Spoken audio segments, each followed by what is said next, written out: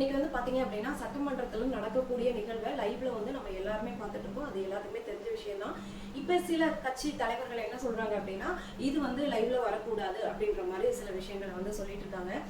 So மக்கள் மத்தியில வந்து ஒரு குழப்பத்தை உண்டு பண்ணும், அதனால வந்து இந்த லைவை வந்து டெலிகாஸ்ட் பண்ணக்கூடாது அப்படின்றாங்க.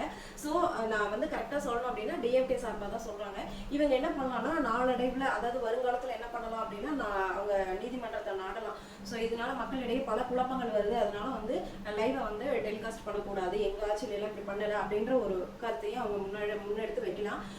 ஸோ அப்படியே ஒரு வேளை வந்து லைவ் வந்து டெலிகாஸ்ட் ஆகலை அப்படின்னா பாதிக்கப்பட போறது யாருன்னா டிஎம்கே தான். ஏன் அப்படின்னா இன்னைக்கு வந்து லைவை வந்து நம்ம சட்டமன்றத்துல என்ன நடக்குது அப்படின்னு சொல்லிட்டு அதிகமா பார்க்கக்கூடியது பெண்கள் தான் அப்படின்னு தான் சொல்லணும்.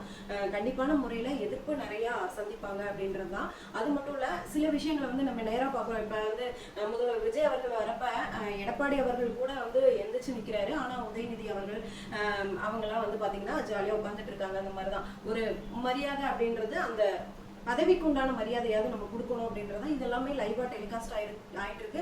அதுவும் இல்லாம எப்படி எல்லாம் பேசுறாங்க, என்னென்ன பண்றாங்க அப்படின்றத மக்கள் வந்து நம்ம ஒத்து பார்த்துட்டு இருக்கோம் அப்படின்னு தான் சொல்லணும். இதுல வந்து லைவ் டெலிகாஸ்ட் அப்படின்றது கட் ஆச்சு, ஒருவேளை ஒளிபரப்பப்படலை அப்படின்னா அதுக்கு முக்கியமான காரணம் டிஎம்கேவா தான் இருக்கும் அப்படின்றது தான்.